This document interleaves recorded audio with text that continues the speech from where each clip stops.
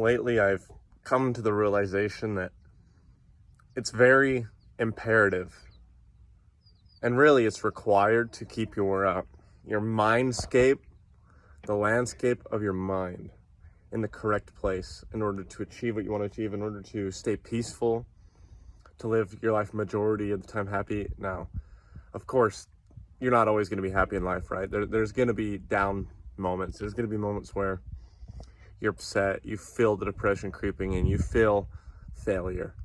That's normal. Like, without that, there would be no good. There would be no ups, right? You have to have the downs to have the ups. But my point is that if you want to stay in a high vibrational state, to put it scientifically or spiritually, whatever, you need to make sure you're tending to your garden of your mind. And I've talked about this, but this just serves as a reminder to all of you out there that if you're starting to feel some type of way, if you're starting to feel like your goals are no longer your goals and your vision is slipping, or you feel like you're not doing enough, you feel like you're lost, you start to just lose all the meaning and purpose that you gave yourself, whether it be a week ago, a month ago, a year ago. If you start to feel it slip away, that it's important to grab it before it's gone, right? I'm not going to say it's gone forever, but it will leave you for a few months and you may revert back to your old ways. Now, this is you thought I was going to come on here and be like, oh yeah, you'll never lose your vision, it's always a part of you, like in some sort of motivational way. But I mean, truly and honestly, these things can fade. Now, it will always be within your soul, and it may come back years later, but why would you want to let it slip away? Why would you want to go back to that old place, especially for a long period of time? Why would you subject yourself to that if the whole point of you even being here, watching these videos, taking the steps, doing the progress, caring about your mental health and your spirituality, what would be the point of all that if you're just going to give up on it because you lost sight of it? That's where faith comes in. You're going through a dark tunnel you've never been through before, don't you understand? Like, there's not always going to be a light. There may be a flicker. Every once in a while you can kind of see around a little bit and get a view, metaphorically. But most of the time it's going to be dark, right? You're not going to be able to see. You may see the end of the tunnel, but it's a long tunnel. So you may not even see the light at the end. But you have to have the faith to keep walking, to know that there is a final destination, or at least a point of progression, a point of recognition that, yes, I've accomplished some of my goals, right? So if you want to reach that place, you need to maintain control of your mind. It will control you. Life will walk you like a dog, if you just heard that dog, right? Life will walk you like him, like her, whatever.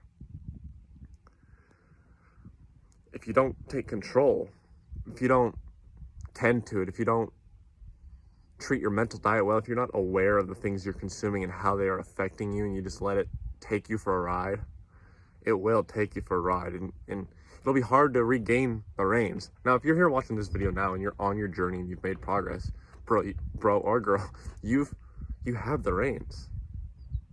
You have them. They're in your hands. Don't forget that.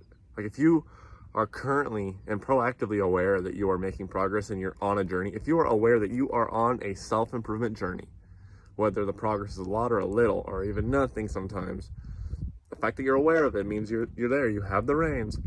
Maintain awareness of your control so that you have control, because the second you lose awareness, the second that it escapes your psyche, you look down all of a sudden one day and you're like, where'd it go?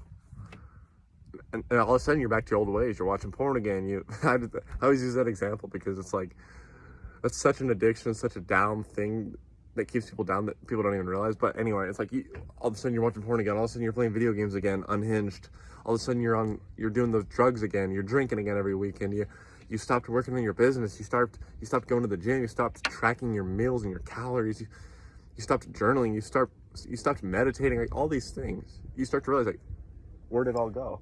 I fucked it up. And it's important that like I said, you maintain control and awareness.